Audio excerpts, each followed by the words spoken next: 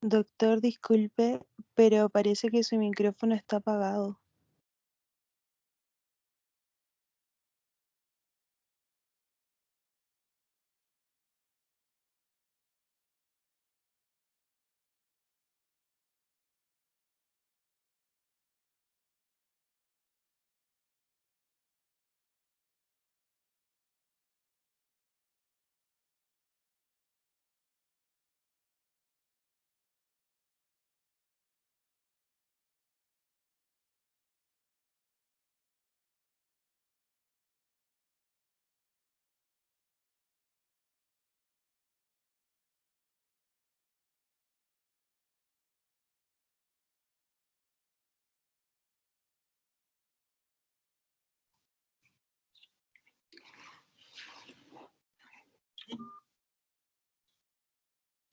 Ahora sí, doctor, se la escucha.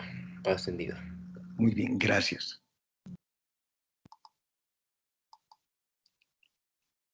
Bueno, entonces volvemos a repetir, vamos a ver fármacos en obstetricia, la segunda parte. Entre estos fármacos están los antiinflamatorios no esteroideos. Y vamos a mencionar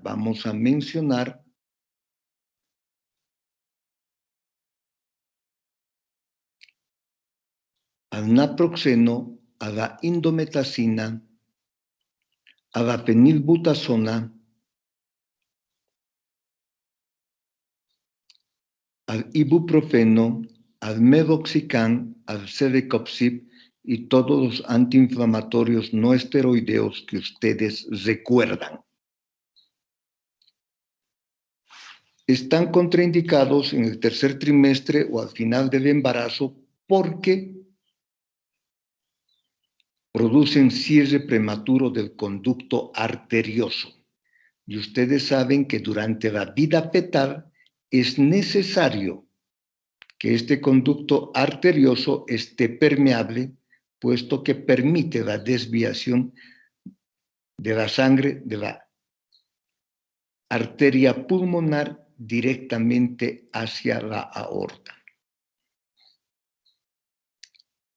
Vamos a mencionar los anticonvulsivantes. Son fármacos que se utilizan también en forma continua en pacientes con crisis convulsivas.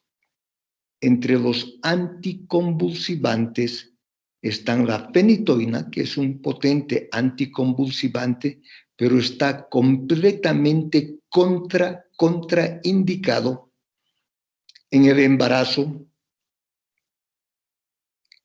porque produce microcefalia, retardo mental, provoca daño facial en la línea media, además de uñas hipoplásicas. Otro anticonvulsivante es el ácido valproico. También está contraindicado por el daño que provoca a nivel del tubo neural. Básicamente puede ocasionar espina bífida. Otro anticonvulsivante es la carbamazepina, aunque también tiene riesgo de daño del tubo neural y ocasionalmente provocar espina bífida, también hipoplasia de uñas.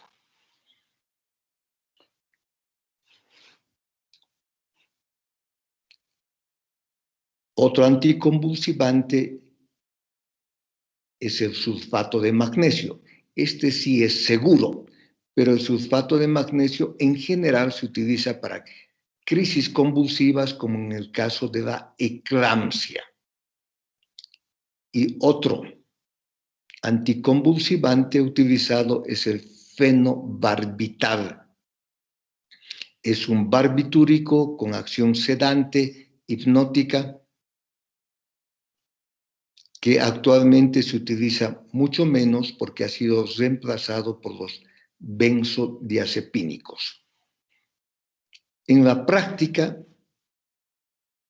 a pesar del riesgo, se utiliza el fenobarbital, la carbamazepina en pacientes que presentan crisis convulsivas con frecuencia. En estos casos, muchos están en la categoría D, la fenitoína en la categoría X, totalmente contraindicado, al igual que el ácido valproico. Entonces, como se darán cuenta, en pacientes con crisis convulsivas y embarazadas es un riesgo utilizar, pero, repito, en muchos casos debemos utilizar valorando siempre la relación beneficio-riesgo.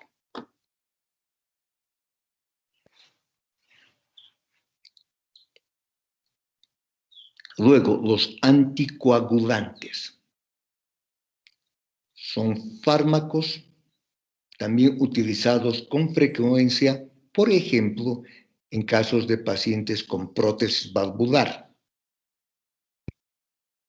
Entre estos fármacos están la warfarina o Coumadin, que ustedes saben atraviesa la barrera placentaria y en el primer trimestre puede provocar malformaciones congénitas como la hipoplasia nasal, defectos en el desarrollo óptico y pueden provocar hemorragia. Por tanto, la warfarina no se utiliza en el primer trimestre, está totalmente contraindicado. Y tampoco se utilizan en las 4 últimas semanas antes del nacimiento. Por tanto, se puede utilizar en el segundo trimestre del embarazo hasta las 36 semanas de gestación. El otro anticoagulante utilizado seguro es la heparina, que por su alto peso molecular no atraviesa la barrera placentaria.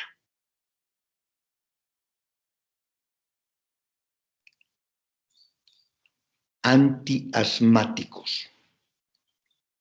Entre los antiasmáticos podemos mencionar la aminofilina, la teofilina, la terbutalina, el isoproterenol, el albuterol, el fenoterol.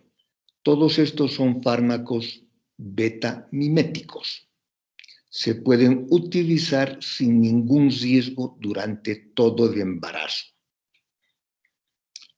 También recuerden que es el albuterol y el fenoterol, los betamiméticos actualmente más utilizados en pacientes asmáticas. También se puede utilizar como coadyuvante el cromadin sodio sin ningún riesgo y el budesonide, que es un corticoide por vía inhalatoria que también es seguro en pacientes con asma. Recuerden que en crisis asmática podemos utilizar los betamiméticos en forma inyectable, además de corticoides vía parenteral intravenosa como la hidrocortisona y la metilprednisolona. Todos estos han demostrado ser seguros y además su uso es necesario en pacientes asmáticas. Otro grupo de fármacos corresponden a los citostáticos. Entre los citostáticos podemos mencionar al tamoxifeno, que es un modulador selectivo de los receptores estrogénicos y que se utiliza básicamente en cáncer de mama. Ocasionalmente tenemos pacientes embarazadas con CA de mama y En estos casos podemos utilizar no como tratamiento definitivo, sino como coadyuvante el tamoxifeno. También la ciclosporina, que es un inmunosupresor utilizado en enfermedades autoinmunes, puede ser utilizado porque el beneficio va a ser mayor que el riesgo. El etilcarbamato también puede ser utilizado siempre considerando que el beneficio va a ser mayor que el riesgo.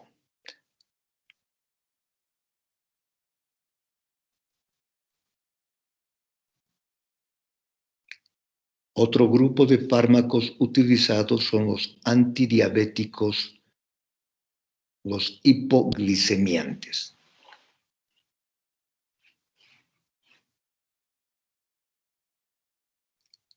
La glibenclamida, la glibenclamida es un fármaco bastante utilizado como antidiabético, pero que atraviesa la barrera placentaria. Por tanto, durante el embarazo no se utiliza. El que sí se utiliza es el gliburide, que, igual que la glibenclamida, es una sulfonilurea, pero de segunda generación, cada vez más utilizado durante el embarazo el gliburide. Otros hipoglicemiantes están la fenformina y sobre todo la metformina, que son biguanidas. La metformina también se está utilizando cada vez más en mujeres embarazadas. Se utiliza básicamente en pacientes con sobrepeso y con resistencia a la insulina.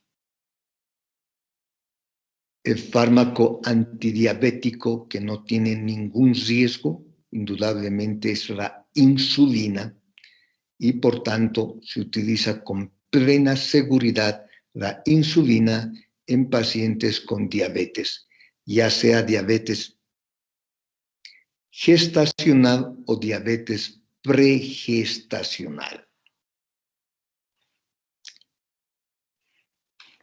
En pacientes con hipertiroidismo se utiliza el propiltiouracilo en el primer trimestre del embarazo. Repito, en pacientes embarazadas con hipertiroidismo, la droga de elección es el propiltiouracilo en el primer trimestre. En el segundo y tercer trimestre podemos utilizar el metimazol. El metimazol atraviesa la barrera placentaria y puede alterar el cuero cabelludo del feto neonato.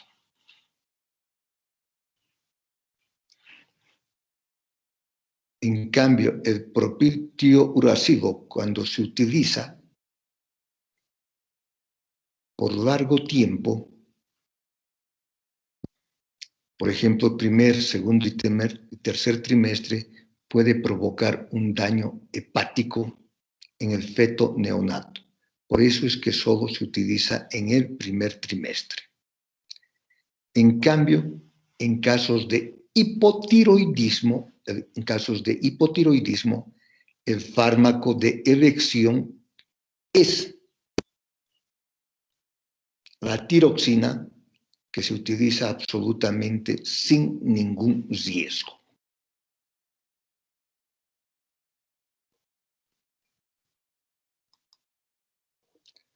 Drogas cardiovasculares.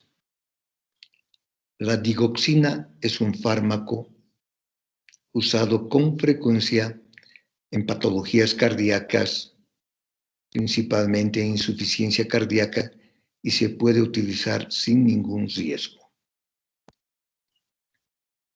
Los bloqueadores de los canales de calcio, como la nifedipina, nicardipina, también son seguros. El verapamilo, la quinidina, la disopiramida son fármacos antiarrítmicos que se utilizan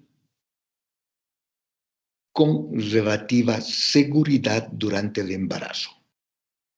Este tipo de fármacos, lógicamente, se van a utilizar en casos necesarios. Por tanto, el beneficio va a ser mayor que el riesgo. Generalmente, la quinidina, el verapamilo, la disopiramida están dentro de la categoría C de la clasificación de la FDA. Luego, otro grupo, el de los antihipertensivos. Entre estos antihipertensivos podemos mencionar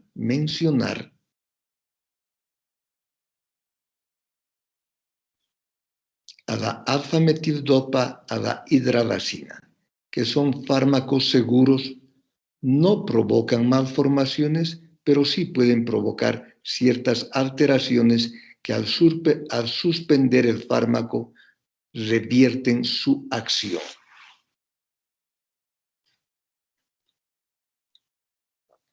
Otro antihipertensivo muy utilizado es la nifedipina, que es un fármaco muy seguro. Por otra parte, los inhibidores de la ECA, por ejemplo, el enalapril, están totalmente contraindicados en el embarazo porque produce alteraciones en el desarrollo de los túbulos renales y también provoca daño renal en el neonato. Por tanto, están totalmente contraindicados los inhibidores de la ECA, como también los antagonistas de la angiotensina, como es el grupo de losartán.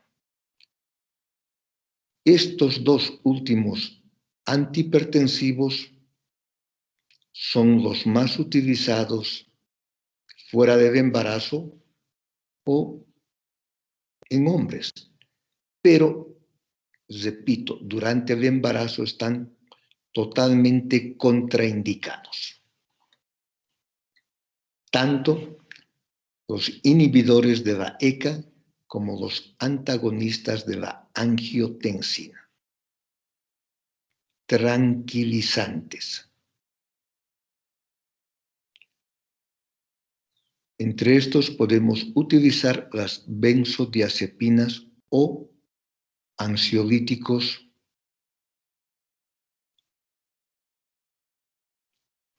Entre las benzodiazepinas hay un grupo muy enorme, como el clonazepam, el ketasodam, el alprazolam, el diazepam, que pueden provocar alteraciones en el feto, en el neonato, pero no malformaciones. Por tanto, en casos necesarios, se pueden utilizar sin mayor riesgo. Otros tranquilizantes mucho más potentes son la fenotiazina, que ya es un tranquilizante mayor, un antipsicótico, un hipnótico y también con potente acción antiemética. Otro tranquilizante, las fenotiacinas, la clorpromacina, también son tranquilizantes mayores y, como la anterior, con potente acción antiemética.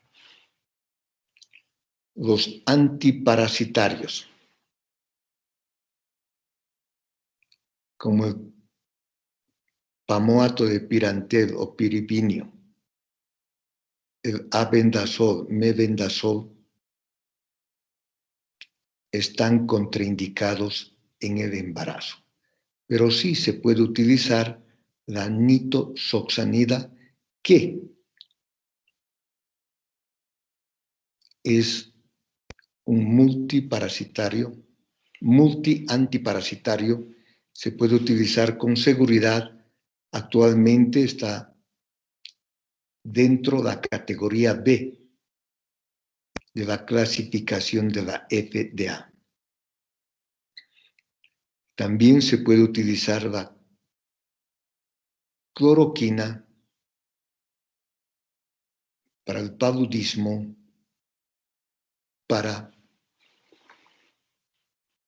como acción antiinflamatoria. Podemos utilizar la espiramicina sin ningún riesgo para la toxoplasmosis, y podemos utilizar actualmente sin ningún riesgo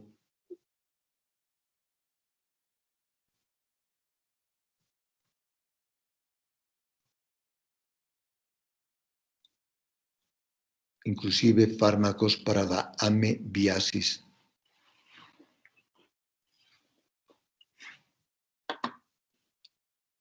Otro grupo de fármacos utilizados son los diuréticos. Entre los diuréticos está la furosemida, los diuréticos tiazídicos. Pueden provocar desequilibrio hidroelectrolítico, sobre todo la furosemida, y principalmente al final del embarazo. Los tiazídicos pueden provocar hasta ascitis, pero son alteraciones y no malformaciones, que una vez que se suspende el fármaco, también se revierten esta acción. Y finalmente vamos a hablar de los antitusivos. Entre los antitusivos podemos mencionar la codeína, el dextrometorfán,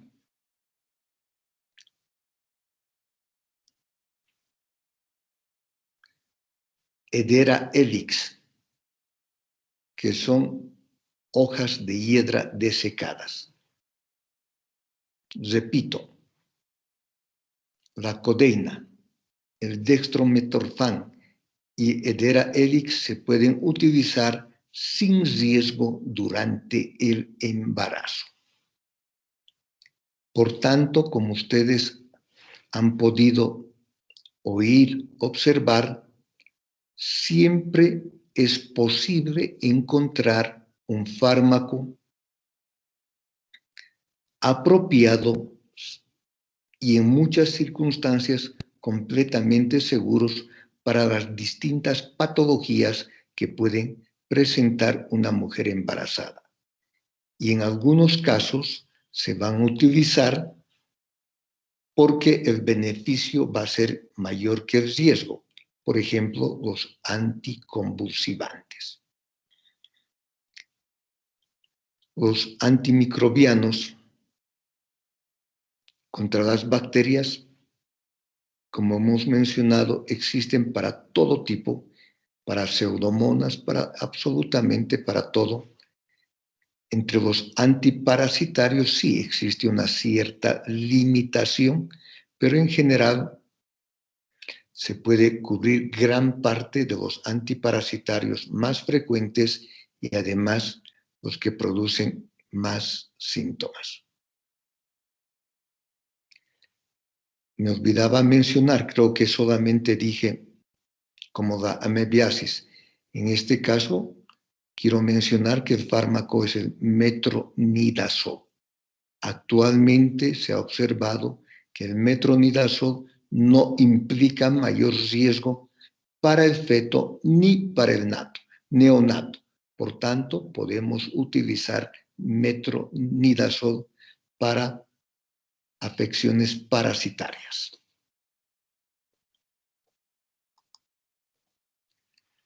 Ahora vamos a ver los fármacos durante la lactancia.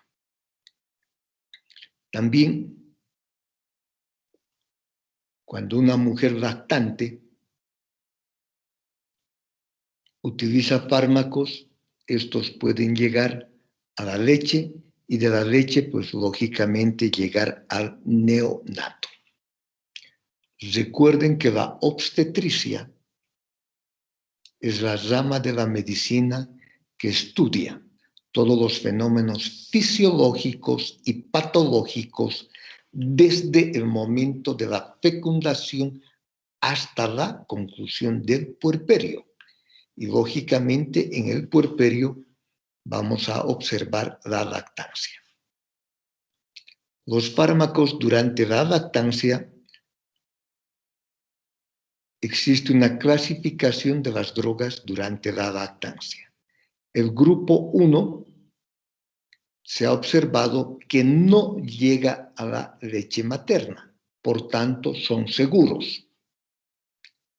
En el grupo 2, sí, son fármacos o drogas que llegan a la leche materna, pero que no ocasionan ningún daño para el neonato. En el grupo 3, son fármacos que sí llegan a la leche materna y pueden provocar daño o alteraciones en el neonato. Y en el grupo 4 son drogas que todavía no se ha determinado si llegan o no a la leche materna. Y actualmente un 50% de los fármacos o drogas durante la lactancia corresponden al grupo 4. Antibióticos con efecto adverso en el embarazo y sobre todo en la lactancia.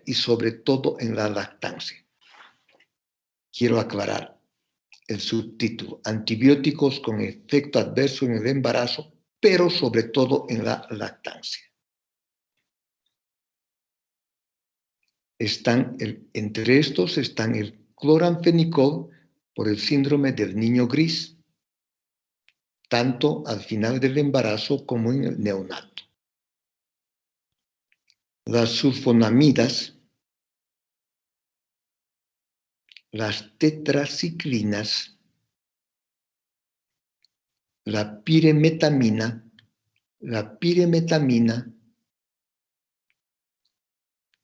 es un antimicrobiano utilizado para paludismo y para toxoplasmosis. La piremetamina está totalmente contraindicado en el embarazo para la toxoplasmosis. Y recuerdan que era la espiramicina que podíamos utilizar en embarazadas con toxoplasmosis con bastante seguridad. También el ácido nalidíxico debe evitarse su uso durante la lactancia.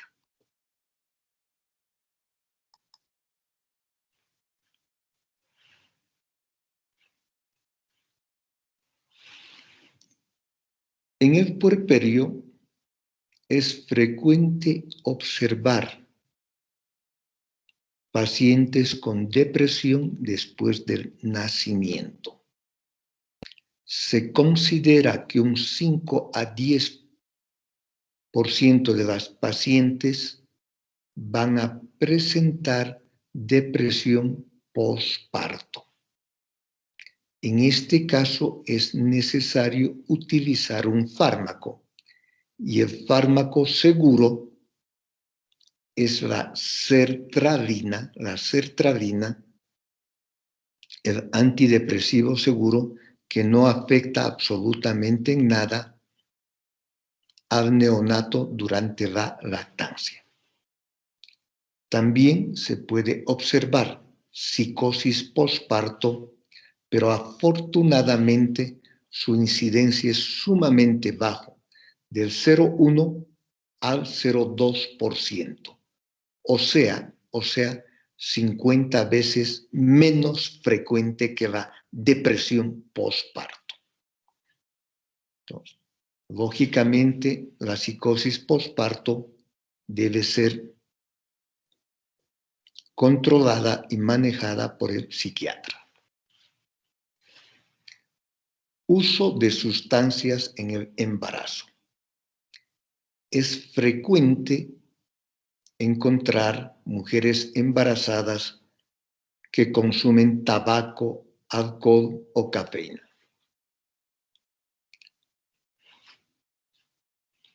Pacientes que consumen cigarrillos, tabaco, tienen el riesgo de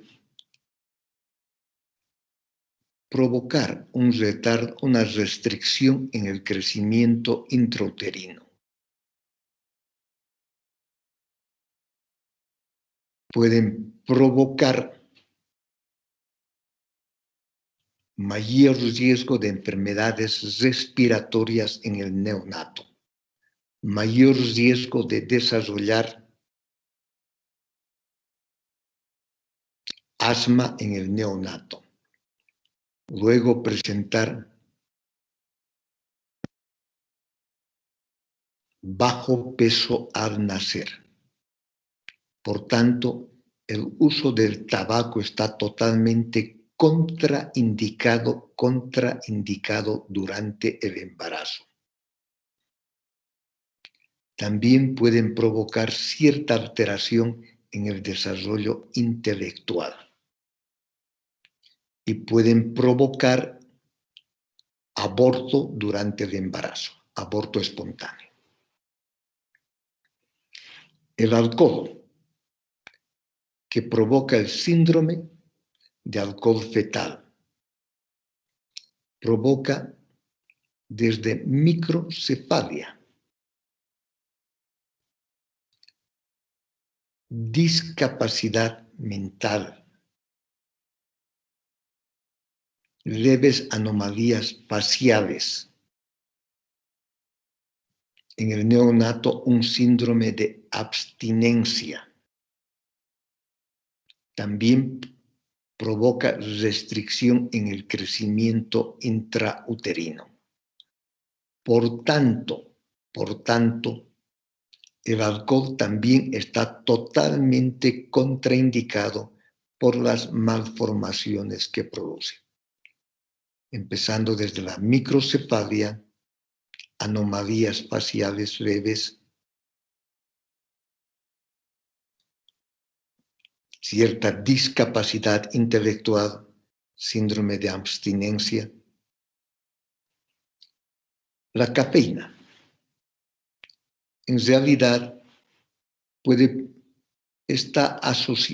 existe una leve asociación con alteraciones en el neonato.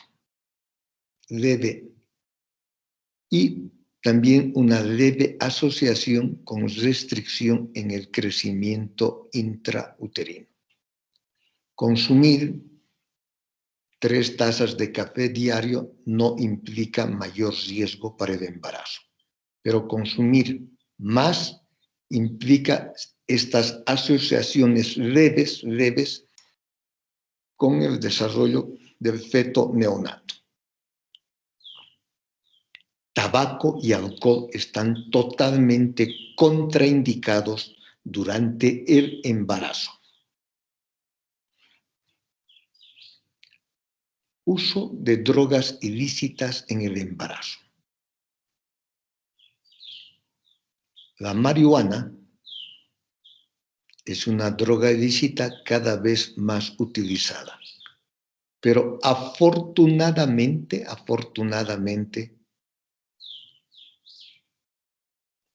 no implica un riesgo mayor para el desarrollo fetal y para el neonato. Existe una leve asociación con restricción en el crecimiento intrauterino con bajo peso al nacer. Por tanto, debe evitarse el uso de la marihuana, pero afortunadamente no implica mayor riesgo feto-neonatal. La cocaína. Esta es una droga ilícita completamente contraindicada en el embarazo.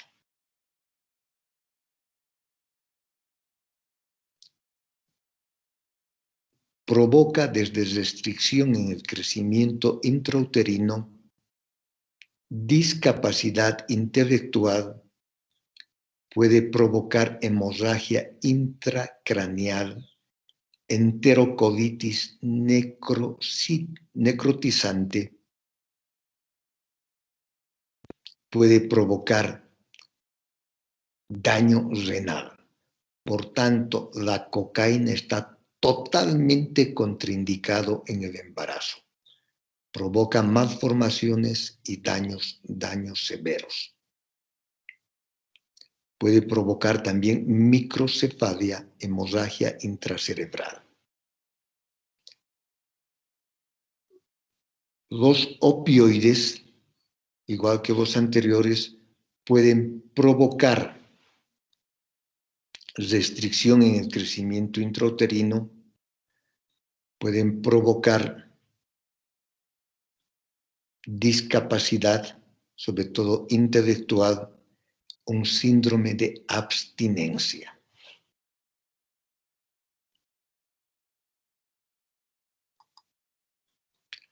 La metadona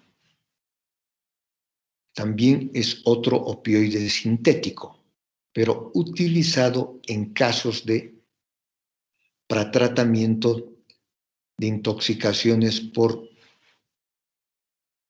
cocaína, opioides y demás, y las otras drogas ilícitas. Por tanto, la metadona también puede provocar, cuando se utiliza en forma prolongada para controlar el uso de las otras drogas ilícitas, puede provocar restricción en el crecimiento intrauterino, puede provocar falta de atención en el neonato y puede provocar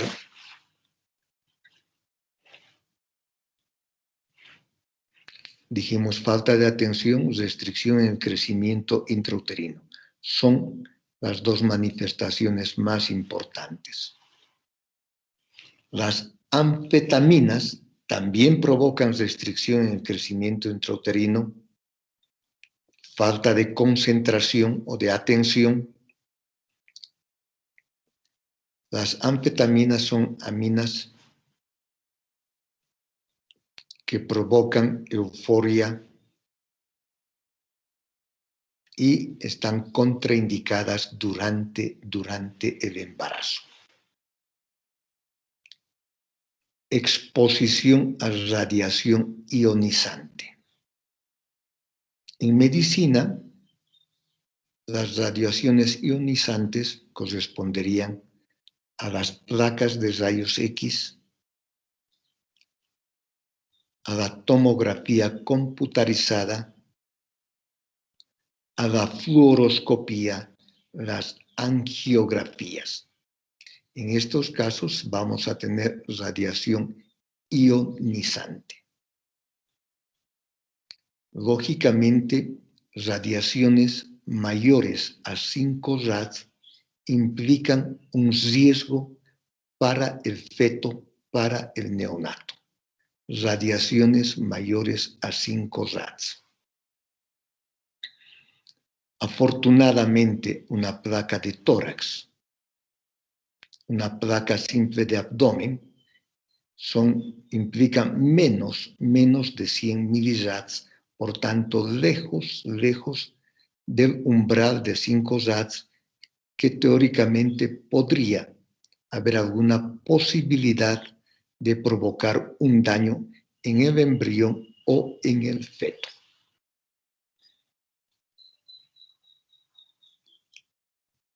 Por otra parte, las soluciones radioopacas o no se ha demostrado que provoquen algún riesgo o alguna malformación. De todas maneras, los contrastes radioopacos, las sustancias magnéticas, deben utilizarse solo cuando el beneficio va a ser mayor que el riesgo. Por otra parte, la acción de la radiación ionizante va a depender de la edad gestacional. A menor edad gestacional, mayor riesgo. Va a depender de la dosificación. Va a depender del número de placas y va a depender del tiempo de exposición a la radiación ionizante.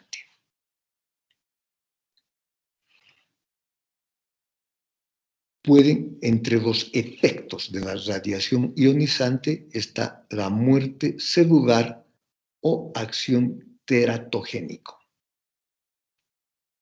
Ustedes saben qué significa la palabra terato. Es una palabra griega que significa monstruo, o sea, provocar malformaciones. Por tanto, cuando las radiaciones son mucho mayores a 5 rads, o pueden provocar muerte celular o tener una acción teratogénica. Por otra parte, esta misma radiación puede provocar carcinogénesis, o sea, favorecer el desarrollo de cáncer, de células cancerígenas. Y finalmente puede ocasionar mutación genética, pero de las células germinales. En el caso de las mujeres, de las ovogonias, ovocitos, puede ya provocar mutación genética. En general,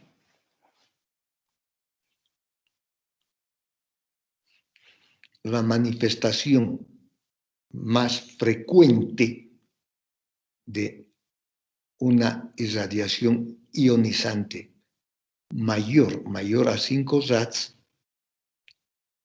es la microcefalia, la discapacidad intelectual. Son las manifestaciones más frecuentes. El daño que ocasiona a partir de las 25 semanas de gestación es mínima. Y básicamente, pasadas las 25 semanas, provoca mayor pérdida de pelo. Entonces, si la paciente requiere una placa de rayos X o requiere una tomografía, es necesario proteger al feto con un escudo de plomo y tener muy en cuenta la dosis. Afortunadamente, en placas simples la dosis es mínima y en tomografías generalmente están alrededor de 1 rad para un estudio bastante amplio, alrededor de 1 rad. Por tanto, todavía mucho menor que el umbral de 5 rads. Pero no se olviden que la radiación tiene una acción sumatoria, se van sumando las placas. Por otra parte, la ecografía y la resonancia magnética nuclear no implican ningún riesgo para el feto. Por tanto, son los métodos de estudio imagenológico más apropiados y sin ningún riesgo. Repito, la ecografía y la resonancia magnética nuclear son métodos seguros para el feto. Campo electromagnético. Actualmente se ha estado mencionando mucho la oposición de las personas sobre las antenas receptoras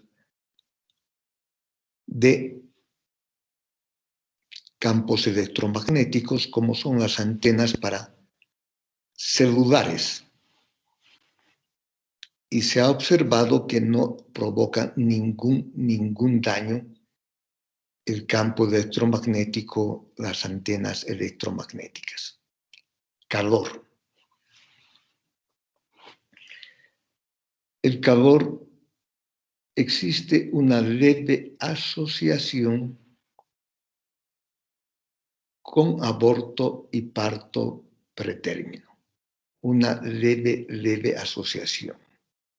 Por lo tanto, se recomienda como medida de precaución, por ejemplo, evitar que las pacientes embarazadas puedan ir al sauna. Muy bien, con esta hemos terminado todo lo que corresponde a la obstetricia. A partir de la siguiente clase vamos a empezar con ginecología. La siguiente clase va a ser el comienzo del estudio de la ginecología y vamos a empezar con la definición de lo que es la ginecología para que ustedes tengan claro todo lo que vamos a ver a la ginecología y lo que le corresponde a la ginecología. Vamos a hacer un recuerdo de la historia de cómo aparece como una materia, como una especialidad básica y quiénes fueron los precursores del desarrollo o de la formación de la ginecología. Muy bien, si hay alguna pregunta, por favor, pueden hacerla en este momento. Y mil disculpas por no darme cuenta al principio que el micrófono estaba bloqueado. ¿Alguna pregunta, por favor?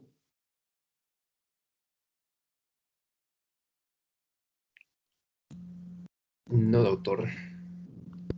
Si no hay preguntas, agradezco su presencia. Muchas gracias y por favor, continuamos el día lunes en la noche. Que tengan un buen día, un buen fin de semana. Muchas gracias, doctor. Gracias, doctor. Hasta luego. Hasta luego.